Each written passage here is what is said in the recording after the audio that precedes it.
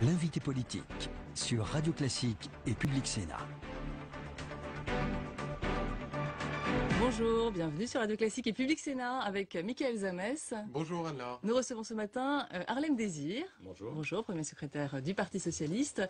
Alors François Hollande, hier, a reconnu la liberté de conscience des mères à propos du mariage homosexuel. Est-ce que c'est un recul de la part du président de la République? Non, le président de la République a rappelé hier que le droit au mariage pour tous serait garanti partout, dans toutes les communes, quel que soit le lieu du territoire où l'on réside. Et il a donc rappelé simplement que les maires ont la possibilité de déléguer, comme ils le font déjà à leurs adjoints ou à d'autres membres du conseil municipal, la célébration d'un mariage. Il a donc voulu à la fois dire que la loi devrait s'appliquer d'une façon universelle. Il défend ce droit au mariage pour tous. C'est un progrès de l'égalité, c'est une protection pour toutes les familles, pour tous les enfants, qu'ils vivent dans des couples hétérosexuels ou avec des parents qui sont dans des couples homosexuels. Et simplement, il a voulu aussi faire en sorte que les conditions dans les mairies soient mises en œuvre partout. Il s'adresse à l'association des maires et il veut s'assurer que partout, dans toutes les municipalités, ce droit au mariage soit effectif. L'État en est le garant, la loi sera bien appliquée partout. Noël Mamère dit que c'était une victoire idéologique de la droite. Non, je crois que Noël Mamère fait une mauvaise interprétation. Il y a de la part du président de la République une volonté de mettre en œuvre cet engagement qu'il a défendu avec ténacité, avec courage pendant sa campagne électorale devant les Français. C'est un choix qui a été soutenu par les Français au moment du vote le droit de 6 mai. conscience, on comprend. François Hollande est donc allé plaider le fait que toutes les communes devront mettre en œuvre ce droit. Il a rappelé qu'il y avait la possibilité pour un maire, pour des raisons personnelles, comme il peut déjà le faire aujourd'hui, de déléguer son pouvoir à l'un de ses adjoints, mais que toute municipalité avait l'obligation et aura l'obligation de marier, conformément à la loi, tous les couples dans le cadre de ce nouveau droit, du droit au mariage pour tous. Apparemment, ce message n'a pas été entendu clairement par la gauche. Vous avez entendu le concert de critiques. Pourquoi finalement la position de François Hollande s'apparente à un recul ce matin quand on lit les journaux, quand on lit les déclarations des uns et des autres à gauche? Eh bien c'est pour cela que je suis là ce matin, c'est pour vous expliquer, pour rassurer, pour confirmer que la amendé un peu quand même sa position. Que non, la position du président de la République est absolument claire et il a commencé hier par le rappeler. Ce droit, il devrait être appliqué puisque les mairies les maires marient en tant qu'officiers d'état civil au nom de l'État. Ce ne sera pas à la carte. Non, c'est un devoir qu'ils ont à exercer. Il y a aujourd'hui des possibilités de délégation. Il a rappelé qu'elles pourraient continuer à, évidemment, être mises en œuvre. Il a voulu faire en sorte de faciliter la mise en œuvre en répondant à l'association des maires, mais pour garantir que sur tout le territoire, dans toutes les communes, toute personne qui voudra se marier puisse bénéficier de cette loi. Donc il n'y aura pas de recul. Si tout un conseil municipal décide d'exercer ce droit de conscience, il n'y aura pas d'application de la loi, tout simplement. L'État veillera, encore une fois, à ce que les communes appliquent il ouvre une cette brèche, obligation. Elles en ont l'impératif devoir aujourd'hui comme demain dans le cadre Encore de une cette question. nouvelle loi. Vous étiez pour le droit de la procréation médicalement assistée. Elle ne sera pas appliquée dans la loi, visiblement en tout cas. Vous le regrettez ? Vous savez que le Parti Socialiste et le groupe socialiste à l'Assemblée nationale a proposé depuis longtemps effectivement que le droit à la procréation médicalement assistée puisse également demain être ouvert pour les couples de même sexe. Pour l'instant, ça n'est pas dans le projet de loi présenté par le gouvernement. Donc il y a un débat qui aura lieu normalement pendant la procédure parlementaire pour enrichir ce projet. Il y aura un amendement socialiste ? Il y aura soit l'amendement socialiste sera maintenu à l'occasion de l'examen de ce projet de loi. Contre le choix du gouvernement. Soit, on verra, le débat entre le Parlement et le gouvernement fait partie du fonctionnement normal de la démocratie, soit au moment de l'examen de dispositions sur la famille, mais il est normal que parfois le groupe parlementaire et le Parti socialiste essayent d'enrichir un texte du gouvernement et d'aller au-delà dans la conquête de l'égalité, puisque ce droit existe pour les couples hétérosexuels, droit à la procréation médicalement assistée, qui évidemment concernerait des couples homosexuels femmes.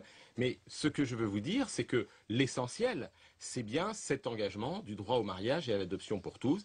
Et là-dessus, le Parti socialiste, comme le président de la République, tiennent fermement à ce qu'il devienne une réalité. Il a été adopté en tant que projet de loi au Conseil des ministres. Il sera demain adopté par l'Assemblée. Harlem désire un autre sujet de société, le droit de vote des étrangers. Il faut la majorité des 3/5 au Parlement pour faire voter cette disposition.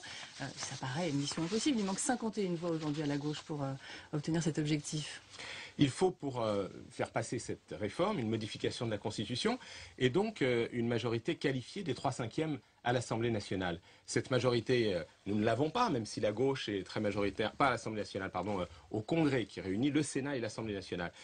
Cette majorité, nous ne l'avons pas malgré la majorité absolue à l'Assemblée nationale et la majorité de gauche, mais qui est plus serrée au Sénat. Et donc, nous devons maintenant conquérir cette majorité. Impossible, hein. Il faut aller chercher cette majorité. Eh bien, moi, je vais m'adresser à l'ensemble des parlementaires, je l'ai dit, et de toutes les formations républicaines qui sont représentées dans les deux chambres, à l'Assemblée nationale et au Sénat.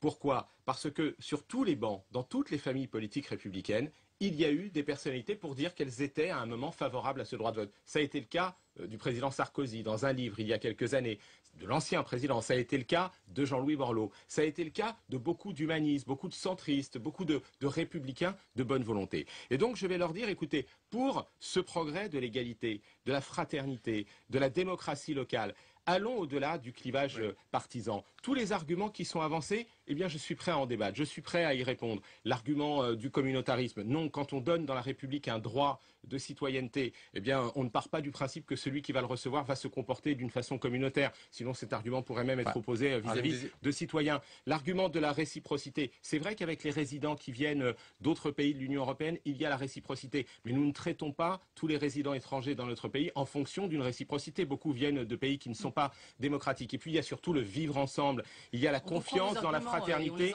et dans les valeurs. Mais vous avez peut-être entendu aussi ceux de Jean-Louis Borloo qui, à cette même place ici, il y a une semaine, disait qu'il aille au bout, de son idée, François Hollande, qu'il aille au bout du référendum. C'est ce qu'il avait proposé pendant la campagne présidentielle et non pas sur l'histoire des 3/5 finalement. Mais moi, je veux référendum ou pas? Et donc, écoutez, sur ce sujet, il ne s'agit pas d'avoir un débat qui divise, qui mette l'immigration comme un sujet de confrontation entre les Français. Il s'agit d'avoir une avancée.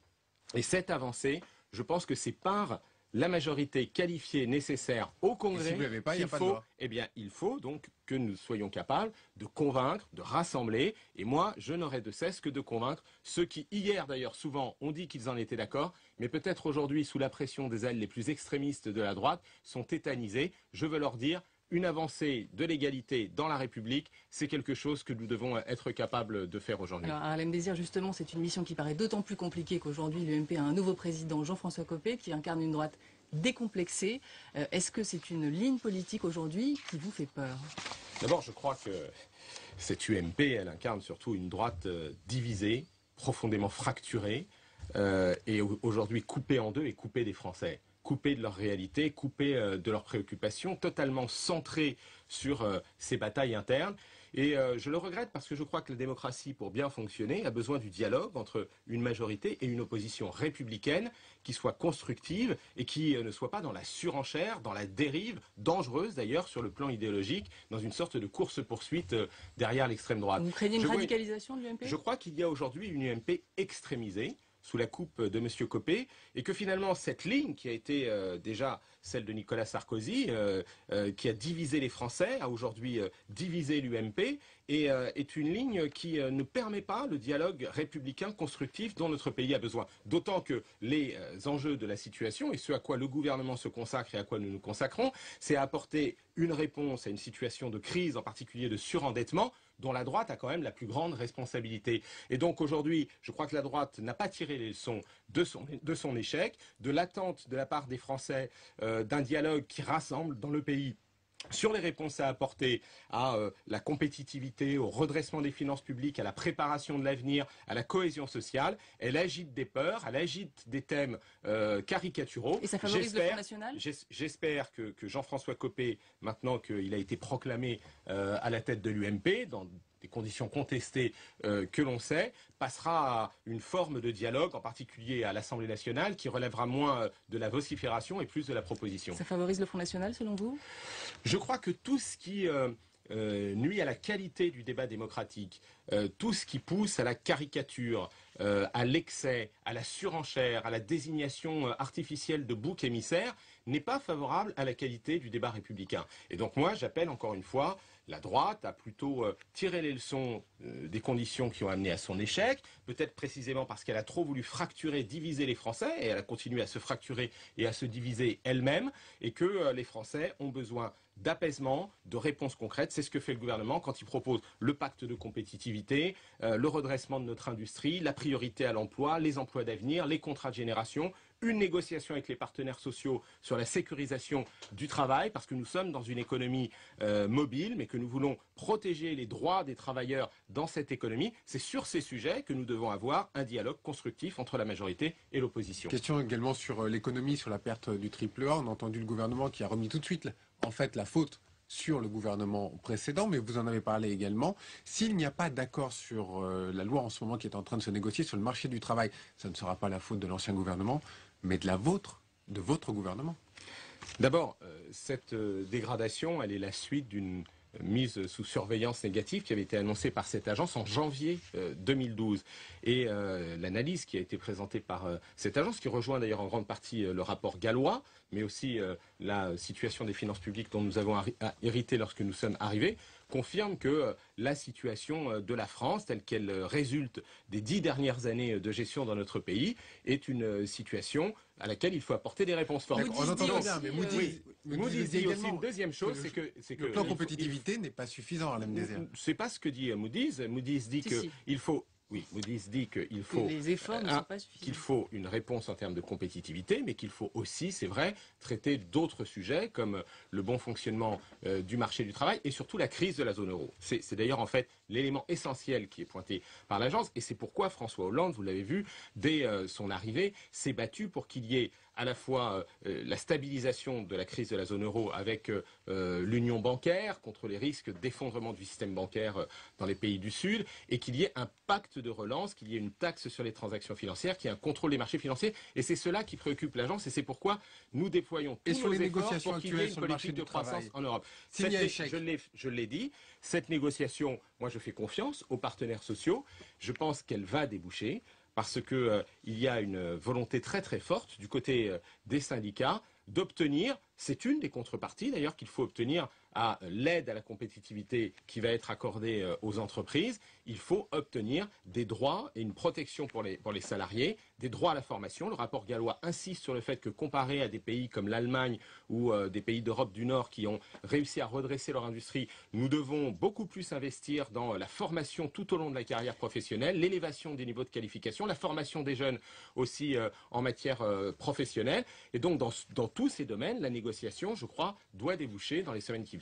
À l'Élysée, on dit que le sujet même de la réforme du CDI n'est pas tabou. Vous avez des tabous sur ce thème du marché du travail? Mais le but de cette discussion, c'est de renforcer les droits des travailleurs quand ils sont confrontés à des évolutions de leur carrière professionnelle, soit dans la même entreprise, soit qu'ils aient à changer d'entreprise. C'est précisément parce que nous sommes dans une période d'évolution technologique accélérée et où d'ailleurs il faut aller chercher la compétitivité et la croissance dans l'innovation technologique, dans les technologies et donc vous appuyez le gouvernement sur ce point, qu'il faut supprimer le CDI? Non, qu'il ne faut pas du tout, qu'il faut renforcer la portabilité des droits, les droits à la qualification, à la formation tout au long de la vie, qu'il faut élever le niveau de formation dans notre pays. Ce qu'on appelle la flexi-sécurité. Je crois qu'il ne faut pas utiliser ce terme parce que il relève d'un contexte différent, celui de pays nordiques, et que, en tout cas, le contenu, c'est que si on doit avoir à changer de métier au cours de sa carrière, et ça peut arriver plus souvent, de changer d'entreprise, on doit avoir la garantie de garder ses droits, la rémunération, l'accès à une formation. Merci beaucoup, Harlem Désir, Premier secrétaire du PS, de nous en avoir parlé ce matin sur Radio Classique. Très bonne journée à tous.